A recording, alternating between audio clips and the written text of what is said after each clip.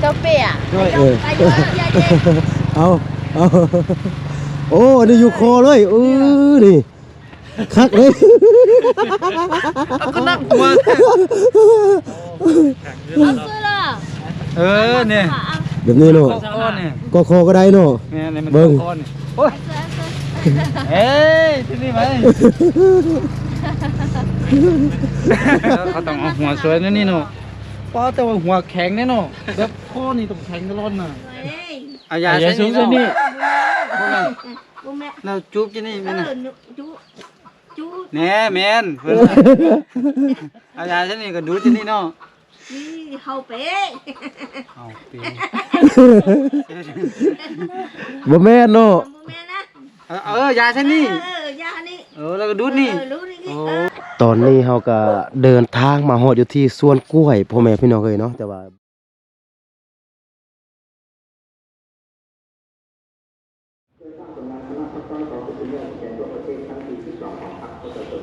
เปิดภาพมาพ่อแม่พี่น้องเนาะนี่อยู่กับทีมงานของพวกเราทีมพ่อแม่พี่น้องเอ้ยเนาะนี่สบายดีเด้อพ่อแม่พี่น้องพ่อแม่พี่น้องเอ้ยเนาะนี่กำลังหิวเครื่องหิวของโดยขอให้น้ำลายนี่เนาะกำลังคือหิวเครื่องหิวของออกจากโรงแรมพ่อแม่พี่น้องเอ้ยเนาะอยู่ที่เมืองเมือง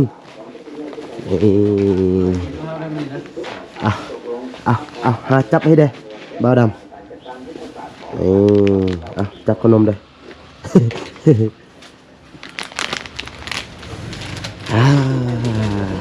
ผมแม่พี่น้องเลยเนาะก่อนอื่นกราบทักทายสบายดีและสวัสดีเด้อพี่น้องบ่ว่าจะอยู่ในประเทศและต่างประเทศเนาะกะขอยินดีต้อนรับเข้าสู่ช่องครูดอยอีกคือเก่าคือเดิมพ่อแม่พี่น้องเอ้ยเนาะกะมือนี่เป็นมือที่3พ่อแม่พี่น้องเอ้ยที่ว่าครูดอยกับทีมงานเนาะมาอยู่ที่เมืองพ่อแม่พี่น้องเอ้ยเนาะกะคือเมื่อวานนี้เฮาไปบ่แม่นทางคือกงกันข้ามกับทางที่ว่าลูกของนางยัดอยู่พ่อแม่พี่น้องเอ้ยเนาะแต่ว่ามื้อนี้เฮาตื่นมาแต่เช้าๆเนาะก็คือเฮามาเช็คอินจากโรงแรมแล้วก็กำลังที่ว่าจะพากันออกไปก็คือไปทางที่ว่าลูกนางยัดอยู่ที่สวนกล้วยพ่อแม่พี่น้องเนาะก็เฮาก็ยังบ่ฮู้จุดเทื่อพ่อแม่พี่น้องเนาะแต่ว่าเฮาฮู้แต่ว่าบอนลูกของนางยัดอยู่ที่บ้านน้ำคาลือพ่อแม่พี่น้องเนาะแล้วก็มันไปทางที่ว่าเฮาจะไปมื้อนี้พ่อแม่พี่น้องเอ้ยเนาะเดี๋ยวเพิ่นจะได้แล้วก็เฮาค่อยมาลุ้นมาส้มน้ำกันพ่อแม่พี่น้องเนาะว่ามื้อนี้เฮาจะได้เจอน้องอูน้องอีนเนาะซึ่งว่าเป็นลูกสาวกับลูกชายของนางยัดหรือบ่เนาะเพิ่นจะได้แล้วค่อยไปลุ้นน้ำกันพ่อแม่พี่น้องเอ้ยเนาะเดี๋ยวเฮาจะได้ออกเดินทางไปแต่เช้าเพราะว่าเฮาบ่ฮู้ว่าระยะทางมันจะไกลหรือใกล้เนาะเฮายานมันค่ำมันมืดตามทางหลังจากออกจากโรงแรมพ่อแม่พี่น้องเนาะก็คือก่อนที่ว่าจะเดินทางเฮาต้องมาเติมพลังเติมน้ำเติมไฟก่อนพ่อแม่พี่น้องเนาะนี่มาเฟอร์ลาบแกงนางอัมไพที่ว่าเป็นห้านที่ว่าเฮาเห็นว่าคนมากินหลายที่สุดเนาะน่าจะแซ่บโดยก็คือเฮาจะมาเติมอาหารเช้าอยู่นี่พ่อแม่พี่น้องเนาะหลังจากเฮากินข้าวกินน้ำแล้วก็เฮาจึงจะเดินทางออกไปพ่อแม่พี่น้องเลยเนาะเพราะว่ากองทัพมันต้องเดินด้วยท้องถือบ่เบาดำปั๊บมัก10เลยมั้ยมื้อหน้าสิปุดทองกับป้าใบบาทแล้วก็มาพี่เอาบ่ได้เติมโอเคก่อนที่ว่าเฮาจะเติมน้ำเติมในสิ่งที่สำคัญที่ขาดบ่ได้คือหยังมันนี่โอเคค่าอาหารมื้อนี้เฮ็ดจะได้บ่นี่เลี้ยงดิเก็บกันปกติเดี๋ยวบาวลี่สิเลี้ยงบ่บ่ไหวบ่มีเงินหมดแล้วเหลือเงินแต่เนี่ย 15,000 โอเคเป็นเงินเก็บกันนี่นะเก็บมื้อวานก็คือแต่ละมื้อเนาะพ่อแม่พี่น้องเนาะก็คือเฮามานํกันแบบนี้แล้วก็แชร์แต่ละมื้อก็คือเฮาจะแชร์กันเนาะก็คือมื้อนึงนี่จะประมาณคนนึงเท่าใดคือมื้อถ้าไล่ได้อันกินนี่200,000แต่ถ้าบวกน้ำมันกับค่าบ้านพักอีกประมาณ3-4ประมาณ 300,000 ปลายเกือบ400,000โดยตัวนี้แชร์ค่าของกินเนาะ แต่ว่าตัวนี้นี่บ่แม่นว่าคาบเดียวเด้อพ่อแม่พี่น้องเด้อเนาะเพราะว่าตัวนี้นี่ จ่ายหมดมือเลย จ่ายหมดมือเลยตัวนี้แม่นเฉพาะของกิน ไม่ผู้ดอยบ่ฮอดเด้อเนี่ย บ่ได้ ส่วนที่เหลือผู้ดอยเติมเด้อ โอ้เฮาก็บ่ฮอดคือกัน 5,000เติมกันเลย อันนี้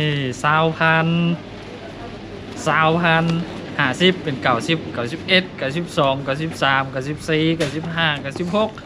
17,000 97,000ว่า แสนหนึงกับ 100,000กับ 3,000 3,000 เฮาก็พอดีเป๊ะเลยบ่ขาดบ่เหลือบ่เสียนับเบิ่ง ขายไหมขายไหม นี่นับแม่ ถ่าย เอานับเบิ่ง เอากล่องขายฮะ มานับเบิ่งเหลือเท่าใดนับเอาออกหมดหั่นแหละนับเบิ่ง โอ้ นับเบิ่งยังเหลือเงินบาท200 บาทเออบ าทมือ เหลือเงินบาท200 บาท ไข่นะอยู่ทางในนี่นะ ไข่แม่เด้ ไข่นี่เต็มเลย เหลือเงินกีบประมาณ 30,000 กับเงินบาท มีอยู่ใน 200 บาท มีประกาศลายเงินนี่ในนี่อีก นี่ 20,000เป็นเท่าไหร่ละ 20,000 3,000บวกอีก100,000นั่นแหละ97เป็นอยู่117,000 เหลืออยู่ 83,000 อ๋อส่วนที่เหลือนี่ติดหนี้ก็ บ่ออกผู้ละแสนก็ได้ เอาพูละแสนก่อนเนาะ แม่น เอาพูละแสนก่อนวะ ถ้ามันยุ่งยากขนาดน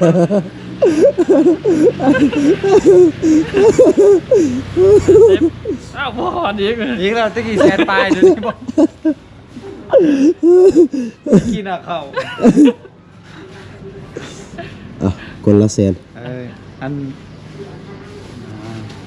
แสนกีบเป็น300,000เนาะทีนี้เนาะ โดย อันนี้เหลือ15,000ส่วนต่างเนาะ โดย โอ้เกือบไม่ได้กินข้าวเลย โอ้โทษนี่ห่านเพราะว่าอยู่นี่มันมอโรงเรียนพ่อแม่พี่น้องเนาะนี่โรงเรียนมัธยมอยู่นี่เนาะเป็นโรงเรียนมซเมืองเลยโทนี่นั่งบนได้ก็คือเฮาสั่งมื้อนี้มีหยังเด้บ่าวดำเฮาสั่งมื้อนี้มีหยังเด้อาหารเช้าของเฮามื้อนี้ ข้าวเปียกแล้วก็เฟิร์ โอเคเนาะซื้อโถพ่อแม่พี่น้องเนาะหลังจากกินข้าวกินน้ำมาพ่อแม่พี่น้องเนาะนี่กำลังจะเดินทางก็คือมี สองอันเชียทันเนาะ สาวบ้านเพิ่นไทยบ้านเพิ่นเปมันมาขายพ่อแม่พี่น้องเนาะนี่มีหยังได้เบาลี่ มีขิงมีมักเพชรแล้วก็มีมันเผา เนาะนี่ขี้มีมันมีมะเขือพ่อแม่พี่น้องเนาะนี่ เอาอันเปี ไข่ ยกก็ เสื้อ มีเนาะ เบาลี่ลองเป้เบิ่งเบาลี่ลองเป้เบิ่งเป้จะได้ ครับเปียกก็ได้ โอ้โหเปียได้แล้วเปียเจ้าเปีย ด้วย ไปเยอะอย่าเจ็บ เอาโอ้นี่อยู่คอเลยนี่คักเลย เอาก็นั่งตัว เอาเสื้อละ เนี่ย แบบนี้เนาะ คอเนี่ย ก็คอก็ได้เนาะ เนี่ยมัน เบิ่ง คอเนี่ยโอ้ยเอ้ยที่นี่ไหม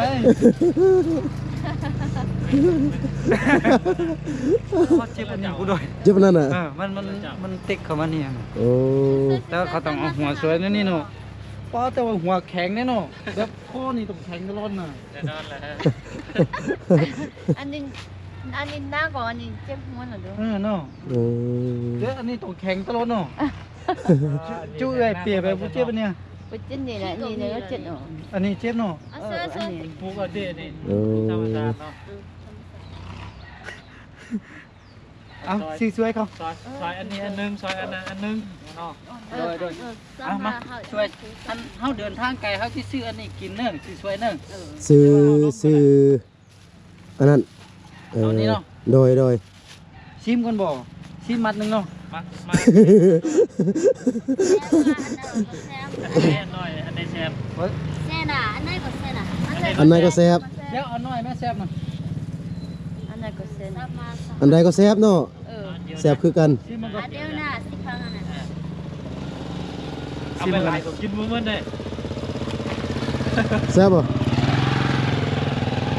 แซ่โอ ใช่ป่ะ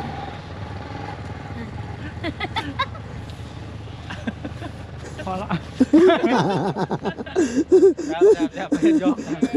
เซเอาเซ เอาอันเท่าไรก่อน 10,000 ที่พันนั่นกับที่พัน โอเคสวยคนละอันพ่อแม่พี่น้องเลยเนาะ ว้าวอันนี้จะเอาไปกินตำข้างได้เขาจะไปพูด คือน้องอันที่รถไปเนี่ยแล้วก็อัน ซื้อลายบ่มีบอนไซนี่เพราะว่ารถเขาเต็มนี่ แม่ก็แจ๊กก็แจ๊ก โดยมานเด้อ มันให้ขายได้หมดเด้อนี่พ่อแม่พี่น้องเลยเนาะนี่ แซ่บ เพิ่นเปนี่ถนัดขนาดพ่อแม่พี่น้องเนาะนี่เอ้ยเบิ่งเพิ่นเปนี่คือจะสบายแต่ว่าความจริงมันบ่แม่นพ่อแม่พี่น้องเนาะบาวลี่ก็ยังเมากินอยู่ บาวลี่นี่จะซื้อมันยังต้องได้ซิมก่อนพ่อแม่พี่น้องเนาะถ้าบ่ซิมนี่บ่ซื้อ ว่าแซ่บก็เอาแซ่บก็เอา ได้ซิมแล้วเนาะ โอเค เดี๋ยวเราจะได้เดินทางต่อพ่อแม่พี่น้องเนาะน่าจะว่าเราเดินทางไปบ้านเพิ่นไปผู้เพิ่นเลยว่าเราพากันย่างมาเนาะผู้น้อยก็จะเอาขนมที่นี่เป็นกำลังใจให้เพิ่นแรง ขนมเด็กน้อย เล็กน้อยเพิ่นเดี๋ยวเด้อไปย่างเดี๋ยวให้กินขนมก่อนไปย่างเด้ ไปบ้าน ไปป้าไปบ้าน โอ้เจลูกผูกเต่ามา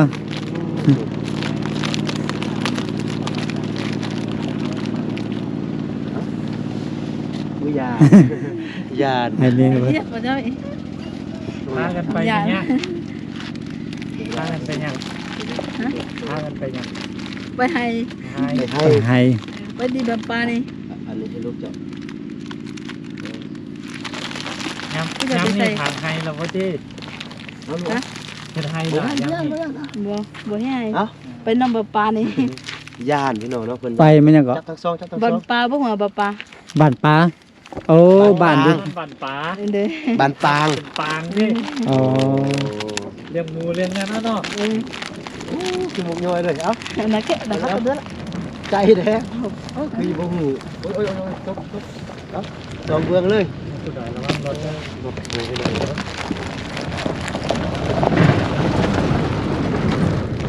ไปใส่ไปเจ้า สิไปน้ำยูยังไกลบ่ โอ้ไก่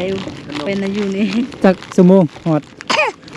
อันนี้คือว่านั่นแหละ เปยังนี่เปยังนี่ข้าวสารโอ้อันนี้มันห้ำที่ บ่แม่นพระคุณ โอ้ผ้าห่ม โอ้ เป็นผ้าห่มผ้าเสื้อไปนอนป่างพ่อแม่พี่น้องเนาะนี่พาลูกพาหลานไปเป็นเครื่องพ่อแม่พี่น้องเนาะโอ้นี่เป็นข้าว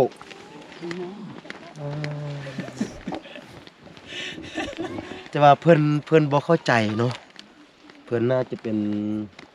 แบบเพิ่นบ่เข้าใจภาษาลาวปานใดพ่อแม่พี่น้องเนาะ มีแต่ผู้ทำอิฐผู้นุ่มหั่นเนาะเว้าได้อยู่ โดย สำเนียง พาลูกพาหลานย่างไปจังนี่เนาะเมื่อกี้อันผู้อยู่ทางหลังนี่บ่ใส่เกือบจนว่าให้เราจกกองออกมาจึงใส่เกือบเกือบนี่จับเมื่อกี้เกือบนี่หิวพ่อแม่พี่น้องเนาะโอเคเนาะอย่างบ่หมดเดี๋ยวเราค่อยไปแจกต่อทางหน้าตื่มโอ้โถพ่อแม่พี่น้องเนาะเบิ่งทางแต่ว่าเฮามาอู้รถเกือบเข้าแคบเลยพ่อแม่พี่น้องเอ้ยทางความคดพ่อแม่พี่น้องเนาะนี่ปานงูลอยน้ำเลยทางบนนี่ความโค้งโอ้โถโค้งอีหลีพ่อแม่พี่น้องเนาะนี่โอ้โถ ทางน้อยแล้วก็โค้งเนาะแล้วก็เป็นดอยคือเนาะ โดยโอ้โถอันตรายอีหลี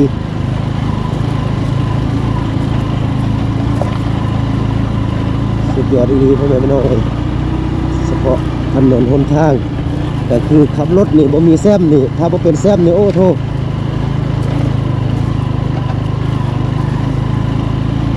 โอ้โห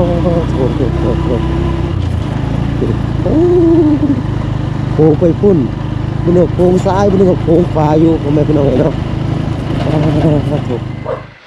ตอนนี้เราก็เดินทางมาฮอดอยู่ที่สวนกล้วยพ่อแม่พี่น้องเอ้ยเนาะแต่ว่าบ่ฮู้ว่าอยู่บ่อนใดเนาะแต่ว่าฮู้แต่ว่านี่เห็นมันมีสวนกล้วยพ่อแม่พี่น้องเอ้ยเนาะนี่เป็นสวนกล้วยที่ว่าคนจีนเพิ่นมาเซาดินแล้วเพิ่นเฮ็ดเนาะนี่แล้วก็แคมสวนกล้วยก็จะมีผู้โดยก็บ่แน่ใจว่ามันจะเป็นทับหรือว่าเป็นปางหรือว่าเป็นแคมป์พ่อแม่พี่น้องเนาะก็มีหลายครอบครัวอยู่เนาะนี่ ลักษณะมันก็อาจจะเป็นแบบนี้นี่บ่ฮู้ว่ามันจะเป็นบ้านหรือว่ามันเป็นแคมป์พ่อแม่พี่น้องเอ้ยเนาะหรือว่าเป็นป่าชนที่ว่าเพิ่นมาเฮ็ดก็คือมาเช่ามาพักเพื่อที่ว่าจะปาดยางเนาะเพราะว่าเฮาก็บ่เห็นคนเนาะนี่ก็ทีมงานพวกเฮาก็มาฮอดอยู่บ่นี้ก็คนก็บ่เห็นอยู่พ่อแม่พี่น้องเนาะก็มีแต่สัตว์เลี้ยงหมูหมาเป็ดไก่พ่อแม่พี่น้องเอ้ยเนาะแต่ว่าเฮาก็บ่กล้าที่ว่าจะเข้าไปทางในเพราะว่ามันมีมาหลายพ่อแม่พี่น้องเนาะนี่มาเฮาหลายโพดเนาะเข้าไปแล้วก็ยานมันกัดพ่อแม่พี่น้องเอ้ยเนาะถูก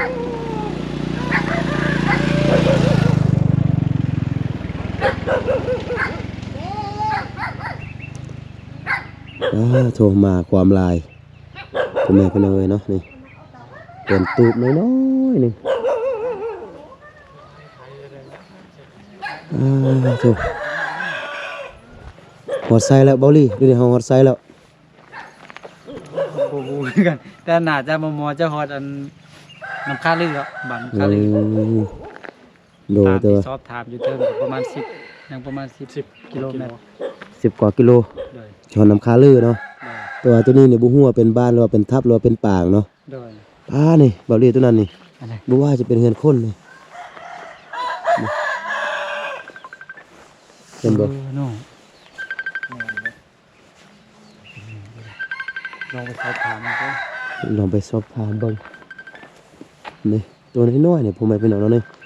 แต่ว่าเพิ่นมุงตัวนั้นนี่เฮ็ดแบบคือเบื้องเลยเบาดำแบบเพิ่นเอาไม้ไผ่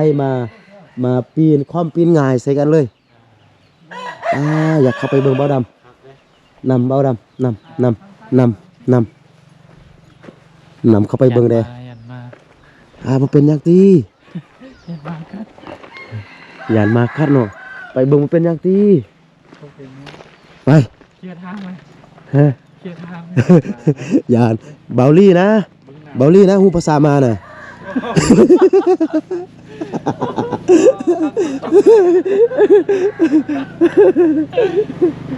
ทำมาเรียกอีกหน่อยผู้เฒ่าที่เหลือแค่ใครแต่ว่าสะสมบุญมาแล้วมีเวลาต้มหัวแล้วรูปหลัง อันนี้ต้มหลังก่อนหัว ไปเบาลี่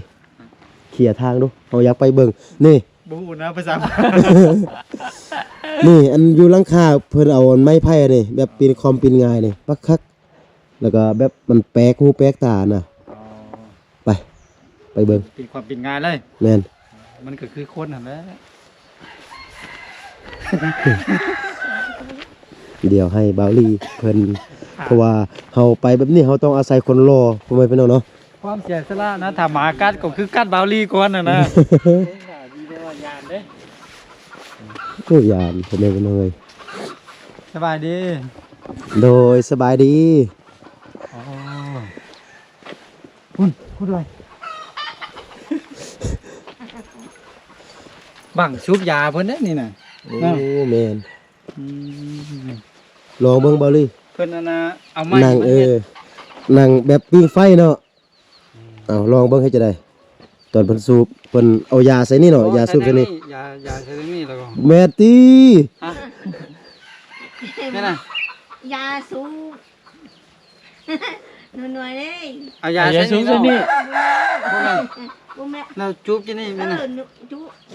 จุ แหน่แม่นเพิ่นเอายาใส่นี่ก็ดูจินี่เนาะ นี่เฮาเป๊ะ เอาปี บ่แม่นเนาะ บ่แม่นะ ยาใส่นี่ ยานี่ แล้วก็ดูดนี่ รู้นี่ โอ้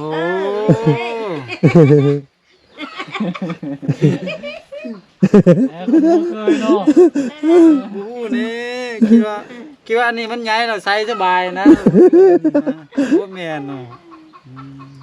โอ้อย่างคักเนาะ โอ้อยู่หลายคนนะแม่มีหลายคนเนาะ นี่แหละคนลูกไอแม่อยู่ทางใดมา อยู่ไปยา มา ไปเช้ายาไปยาอยู่ โอ้ไปเปยยาง ไป อัน ยา นี้ส่วนยางไอ้แม่มั้งน่ะ ไปเปยา ของไอ้แม่เนี่ย บุเมนนะ บ่แม่นของผู้ใด ดูไปนี่ไปเนอไปผู้ต่อ แล้ว โอ้คอกันคนอยู่พุ่น ผู้ต่อ โอ้แล้วอีแม่มาอยู่นี่ไปจ้างทำปาดโอ้ปาดยาง ไปปัญญาไปเปยา โอ้ โอ้เบิ่งลูกจำนำดีขึ้นฮ่าจะ โอ้ กินนม เอามีลูกมีเต้าก็เอามาอยู่นี่เลยปาดยางเนาะ ไม่รู้ แสดงว่าตัวนี้เป็นทับเป็นปางเป็นแคมเนาะ อันนี้มันหลานนะ รู้ละ อืม ลูกอ่ะ รู้ละรู้ ลูกของลูก คงรู้ เป็นหลาน เป็นหลาน หลานทรายต้มหนาฮะจักเดือนเอานี่ เนี่ยบูหูละ ลูกกินขนมไหมกินขนม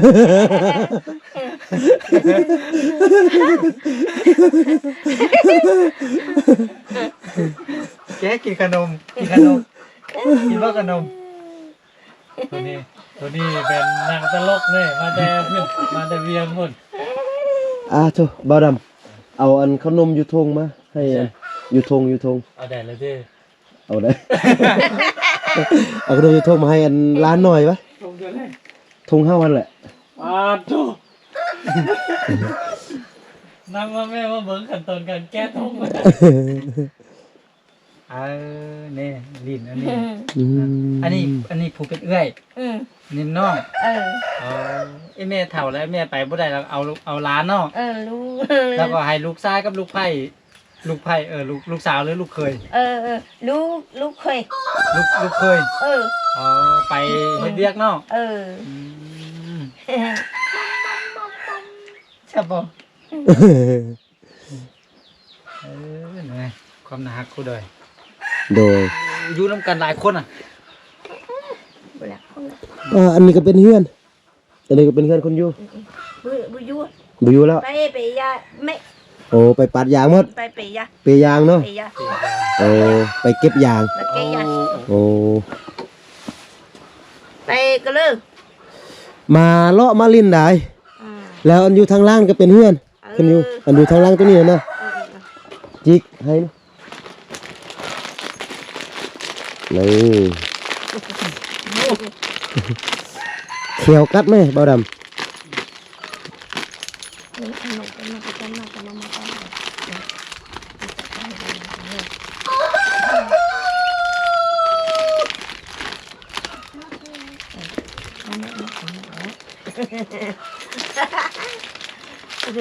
Berunda. ขนมวะ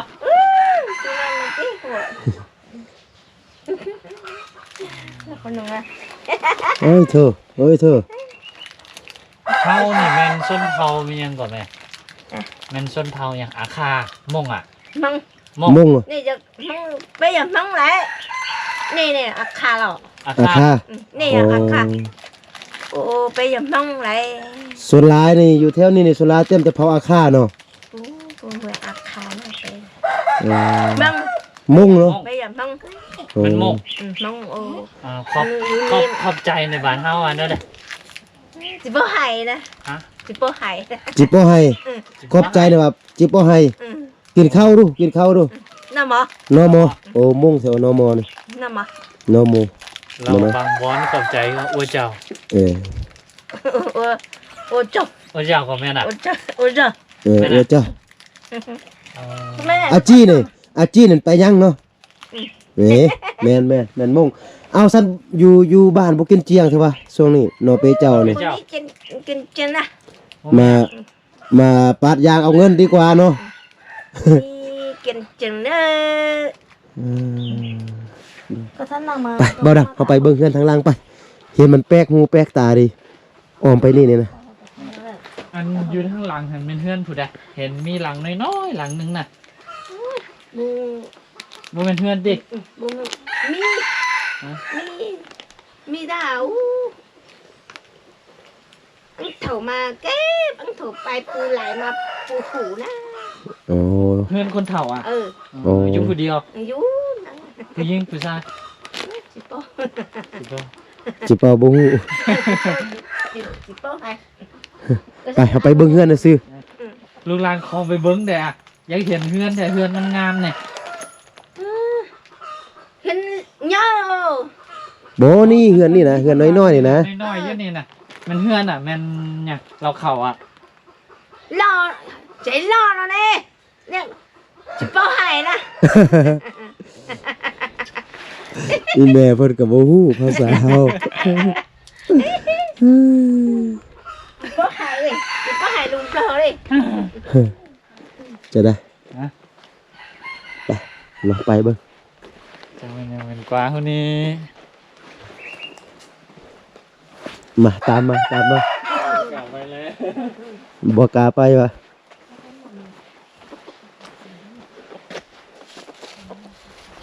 อยู่ทางนี้พ่อแม่พี่น้องเอ้ยเนาะนี่โถ่นี่พ่อแม่พี่น้องเนาะตัวหลังคาพ่อแม่พี่น้องเนาะโถ่บ่กล้าเข้าไปพ่อแม่พี่น้องเอ้ย